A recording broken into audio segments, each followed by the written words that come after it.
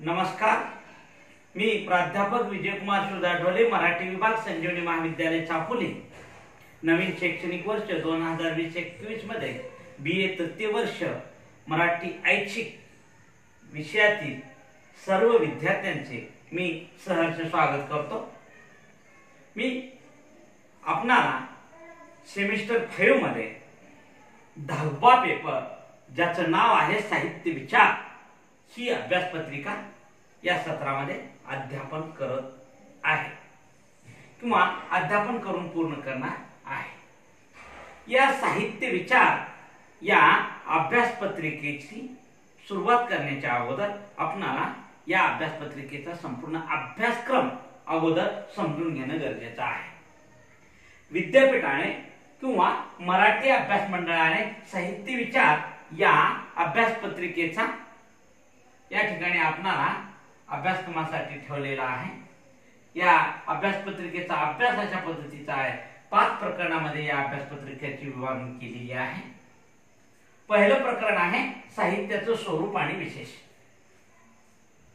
साहित्य म्हणजे काय, साहित्याचं स्वरूप कोणतं, साहित्याची विशेष कोणती, साहित्याच्या अनुभवाचे विशेष कोणती, प्राचीन संस्कृत कवीने सांगितलेलं काव्याचं स्वरूप किंवा साहित्याचं स्वरूप कोणतं, पाश्चात्यांनी सांगितलेल्या काव्याचं स्वरूप किंवा साहित्याचं स्वरूप कोणतं, मराठीतील साहित्य विचार कशा पद्धतीचा आहे आणि ललित साहित्य आणि ललितेतर साहित्यातील फरक कोणता आहे, या सगळ्या गोष्टी साहित्य विचार या साहित्याचे स्वरूप आणि विशेष या प्रकरणामध्ये पाहायचं आहे। दुसरं प्रकरण अभ्यासक्रमाला ठेवलं गेलेलं आहे साहित्याचे प्रयोजन।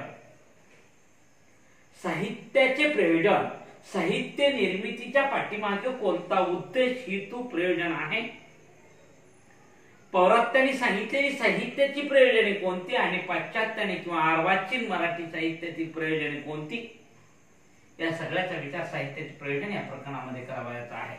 त्यानंतर शब्दशक्ती विचार नावाचं तिसरं प्रकरण या ठिकाणी अभ्यासक्रमाला ठेवलेलं आहे। शब्दाला अर्थ कसा प्राप्त होतो, शब्दाच्या 3 शक्ती कोणत्या आहेत, अभिधा शब्दशक्ती, व्यंजना शब्दशक्ती आणि लक्षणा शब्दशक्ती। अभिधा, लक्षणा आणि व्यंजना या शब्दशक्ती व्यतिरिक्त तात्पर्यार्थ शब्दशक्ती आहे। या सगळ्या शब्दशक्तीचा विचार या प्रकरणामध्ये आपल्याला करावायचा आहे। त्यानंतर साहित्याची भाषा, हे चौथं प्रकरण आपल्याला अभ्यासक्रमासाठी ठेवलं गेलेलं आहे। भाषा म्हणजे काय आणि साहित्याची भाषा कशा पद्धतीची असते, जसा लेखक तशी त्याची शैली, तशी त्याची भाषा असते, त्या पद्धतीनं प्रत्येक साहित्यिक आपापल्या भाषेनुसार लिखाण करत असतो। कथा, कविता, नाटक, चरित्र, आत्मचरित्र। ह्या साहित्याची भाषा कशा पद्धतीची असावी, साहित्याची भाषा ही साधन असावी की माध्यम, या सगळ्या गोष्टीचा विचार साहित्याच्या भाषेमध्ये आपल्याला करावायचा आहे। ही आवी साहित्याची भाषा, त्यातली आस्वाद्यता या ठिकाणी आपल्याला पाहावयाची आहे। त्यानंतर शेवटचं प्रकरण आहे भरताचे रससूत्र। भरत मुनींनी जो काही रसविचार सांगितलेला आहे, तो रसविचार नाट्यशास्त्राच्या दृष्टिकोनातून, नाट्यशास्त्राच्या अनुषंगाने भरत मुनींनी जो भारतीय साहित्यात रसविचार सांगितलेला आहे, तो खूप महत्वपूर्ण आहे। विवाह, अनुभव, व्याभिचारी, संयोगात्र रस निष्पत्ती नावाचं रससूत्र भरत मुनीचं आहे। ते कशा पद्धतीने आहे त्याचे विवेचन, सविस्तर विवेचन आपणाला संपूर्ण अभ्यासक्रम अध्यापन करत असताना पाहायचं आहे। हे अभ्यासक्रम आपणाला 55 तासिकेमध्ये अभ्यास करून पूर्ण करावयाचा आहे। हा अभ्यासक्रम पाहिल्यानंतर आपणाला प्रश्नपत्रिकेचं स्वरूप आपणाला पाहावं लागेल। प्रश्नपत्रिकेचं स्वरूप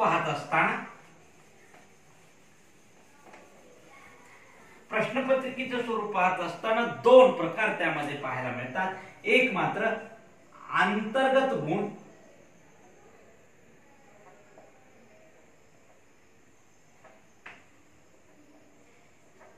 CA, ते आहे 35 गुणासाठी।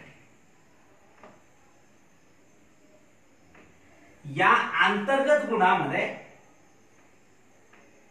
कोणत्या गोष्टी आहेत तर नंबर 1 टेस्ट फर्स्ट,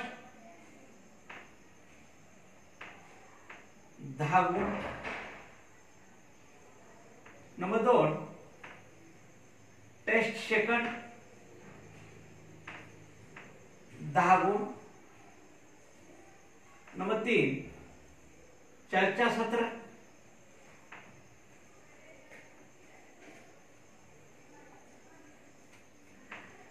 5 गुण. आणि नंबर 4 गृहपाठ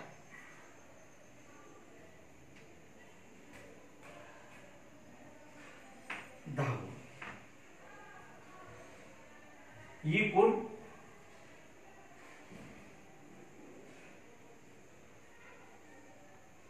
35 गुण हे सीए मध्ये येतात. संपूर्ण प्रश्नपत्रिका ही 35 प्लस 40 गुण बरोबर 75 गुणाची आहे.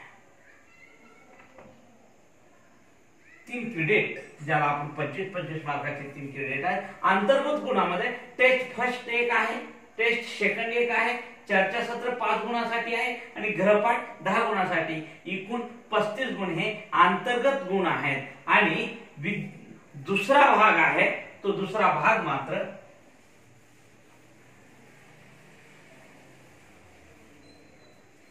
भाग 2 विद्यापीठ स्तरीय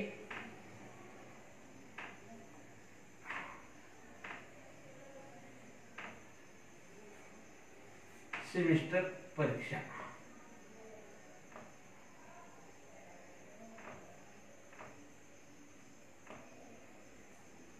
ज्याला आपण ESE ही आहे 40 गुण.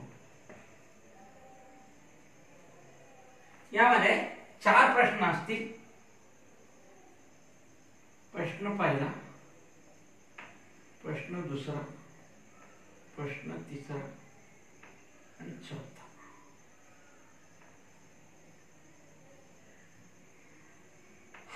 हे 4 प्रश्न सगळे प्रश्न 10 गुणासाठी असतील. पहिला प्रश्न दीर्घोत्तरी,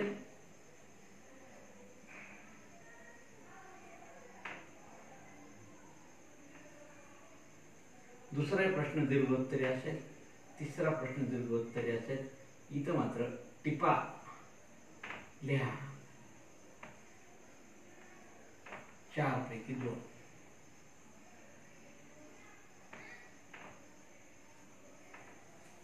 दीर्घोत्तरी या प्रश्नपत्रिकेचं स्वरूप असतील.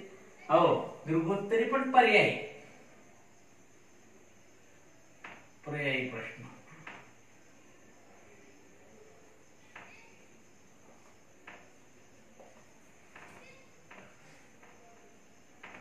हे सगळे प्रश्न 10 गुणासाठी असतील.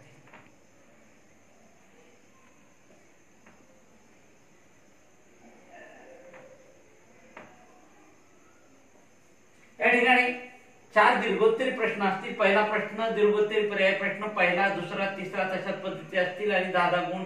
सगळ्याला 10 गुण असतील. आणि ह्या सगळ्या गोष्टीचा विचार आपण या ठिकाणी करायला हवा. आणि चौथा प्रश्न मात्र टिपाल्या 4 पैकी 2 असतील. तीही 10 गुणासाठी.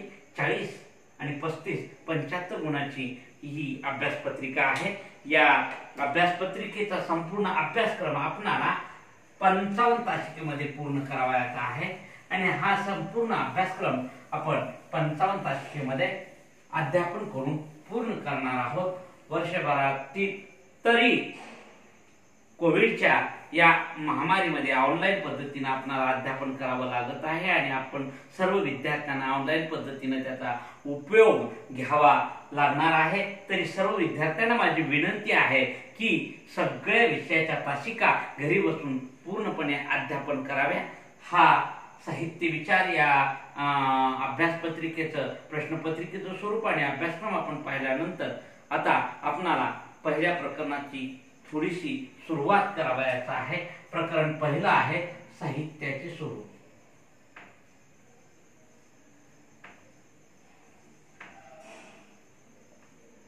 साहित्याचे स्वरूप हे प्रकरण पाहत असताना आपणाला अगोदर साहित्य म्हणजे काय हे पाहावं लागेल. आपण साहित्य हा शब्द उच्चारल्याबरोबर स्वयंपाकाचं साहित्य, परीक्षेचं साहित्य, शेतीचं साहित्य अशा बहुविध अर्थानं साहित्य हा शब्द वापरत असतो. पण या ठिकाणी साहित्य हा शब्द कथा, कविता, नाटक, चरित्र, आत्मचरित्र, निबंध, लघुनिबंध या अर्थानं अभिप्रेत आहे. आणि याच अर्थानं साहित्य हा शब्द आपल्याला घ्यावायचा आहे. साहित्य या शब्दातून आपणाला शास्त्रीय तसेच ललित दोन्ही प्रकारचे लेखन करता येते. पण साहित्य या शब्दाचा अर्थ ललित वाङ्मय असा होतो. साहित्य या संज्ञेला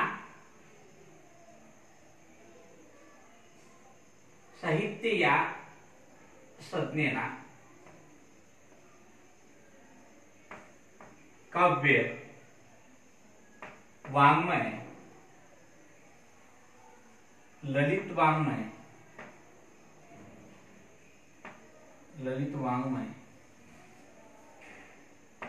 किंवा साहित्य असे म्हटले जाते. कारण साहित्य या संज्ञेला काव्य, वाङ्मय, ललित वाङ्मय, ललित साहित्य असं सुद्धा म्हटलं जातं. वाङ्मय ही एक ललित संकल्पना आहे. वाङ्मय ही काय ललित संकल्पना आहे.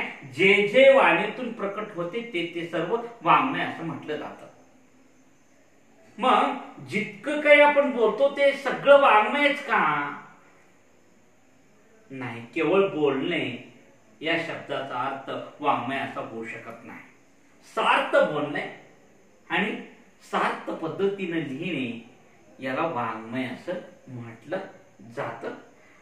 मराठीतील वाङ्मय विचाराला संस्कृत मधील काव्य विचाराची जोड आहे आणि पाश्चात्याचा साहित्य विचार मराठी साहित्याने अंगीकारला आणि दोन्हीचा अभ्यास करून मराठीमध्ये साहित्य विचार आलेला आहे. मराठीमध्ये साहित्य विचार पाहत असताना किंवा साहित्याची व्याख्या पाहत असताना साहित्य हे अनेक संदर्भ सूचक आहे. साहित्यामध्ये अनेकातून एकत्व साधलेलं आहे. ज्याप्रमाणे विहिरीमध्ये एखादा खडा टाकावा आणि तरंगचे तरंग निघावे इतके अर्थ साहित्यातून कथा, कविता, नाटक, चरित्र, आत्मचरित्रातून निघतात, तशा पद्धतीनं साहित्य हे महत्वाचे आहे. हे सगळं पाहत असताना मराठीतला साहित्य विचार पाहत असताना अगोदर प्राचीन संस्कृत कवीने सांगितलेलं काव्याचं स्वरूप आपल्याला पाहावं लागेल. संस्कृत कवीची काव्य ही संकल्पना पाहावी लागेल. कारण काव्य म्हणजे काय? काव्य म्हणजे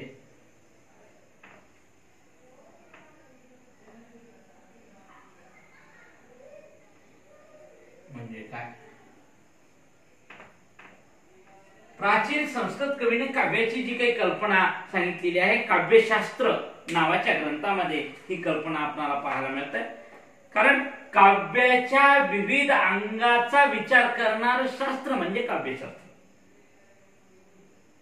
शास्त्राचा मुख्य विषय जो काव्य आहे, त्याची प्रमुख लक्षणे कोणती, त्याचं स्वरूप काय, कोणत्या रचनेला काव्य म्हणावं, हे सगळं आपल्याला काव्याच्या विविध व्याख्येद्वारे पाहावं लागेल. कारण सुंदर वस्तूच्या दर्शनानं आपणाला आनंद होतो.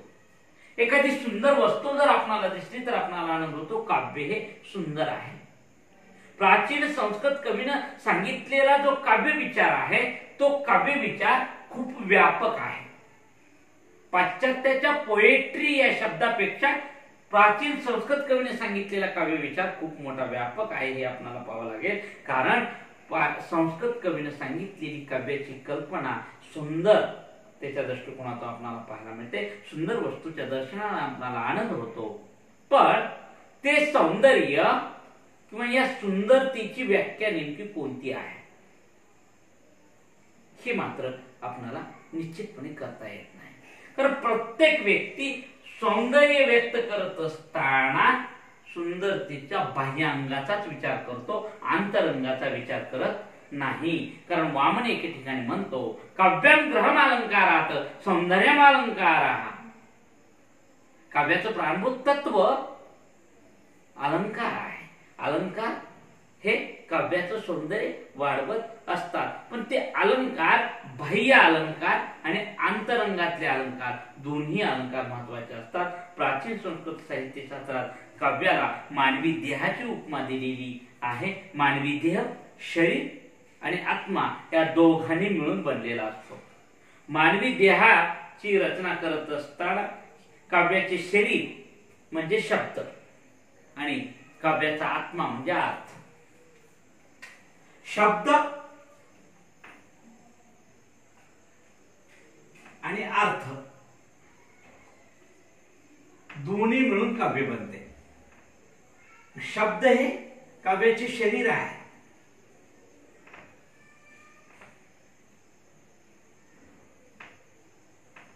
आणि काव्याचा आत्मा अर्थ आहे. कारण नुसते शब्द असून उपयोग नाही आहे. साहित्यामध्ये कथा असो, कविता असो, नाटक असो, चरित्र असो, आत्मचरित्र, नुसते शब्द जमणार नाही. कारण त्यातून अर्थ निघाला पाहिजे. आत्मा, ज्याचा आत्मा, अर्थाशिवाय पाठांतर उपयोगाचं नाही, अर्थाशिवाय लिखाण उपयोगाचं नाही, अर्थाशिवाय शब्दाला महत्व नाही आहे.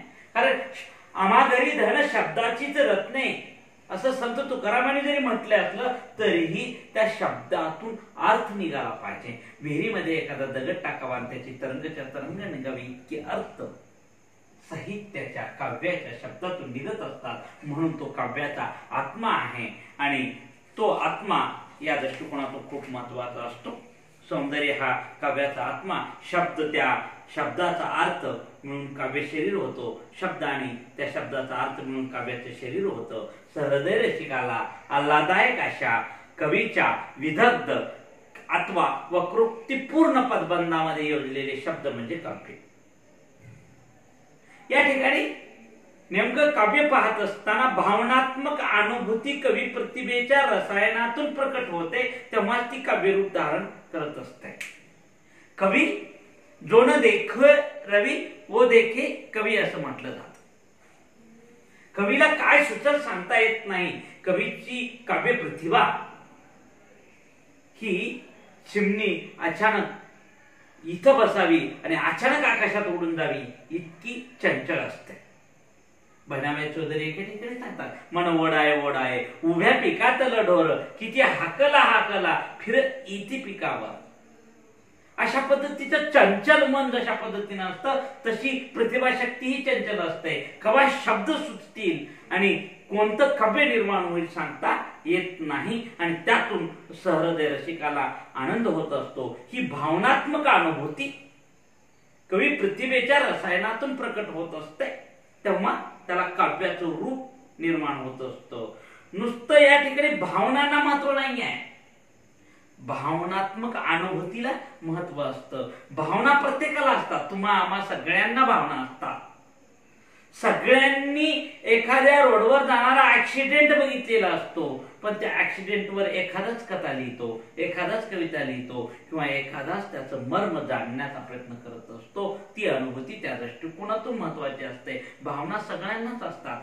सुख दुःख ह्या सगळ्या घटना संगीतात भावनाच्या दृष्टिकोनातून खूप महत्वाच्या असतात. वाणीच्या माध्यमातून जे जे व्यक्त होते, जे जे कल्पनाधिष्ठित असते ते सगळे वाङ्मय, जे जे सृजनशील असते ते वाङ्मय. मग जे जे बोलले जाते, जे जे लिहिले जाते ते सगळे वाङ्मय असं जर म्हटलं तर फुलराणी सारखी कविता, उदाहरणार्थ बालकवीची फुलराणी कविता पाहिली तर हिरवे हिरवे गार गालीचे हरित तृणाच्या मखमालीचे त्या सुंदर मखमालीवरती फुलराणीही खेळत होती.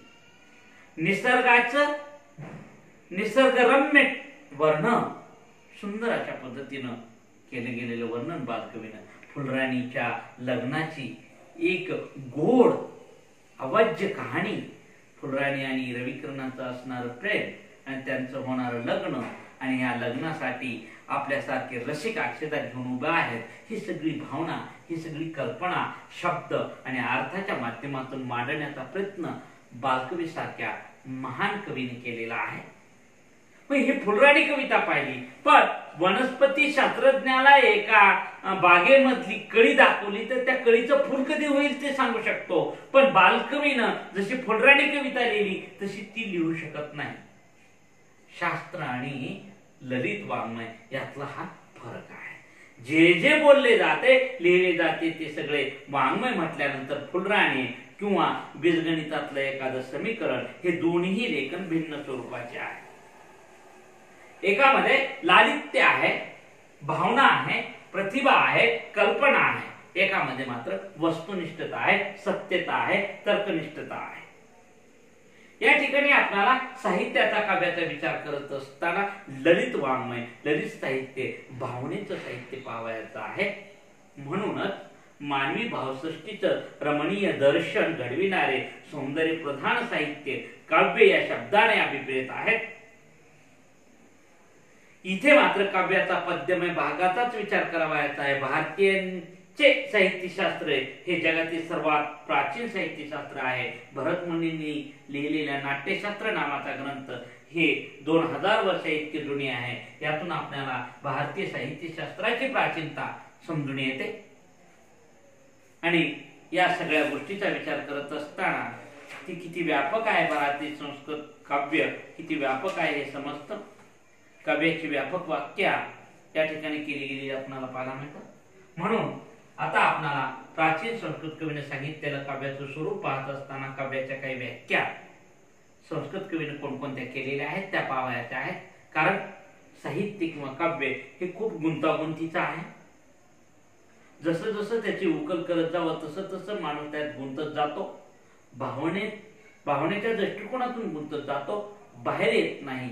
इतका गुंता तो वाढत जातो, उकल करत जातो, तसं तसं तो गुंतत जातो. हे साहित्य असं मन रिझवणार, अंतर मन उलगडणार साहित्य आपल्याला पाहायला मिळतं. म्हणून साहित्यामध्ये शब्द आणि अर्थाचा मिलाप असतो.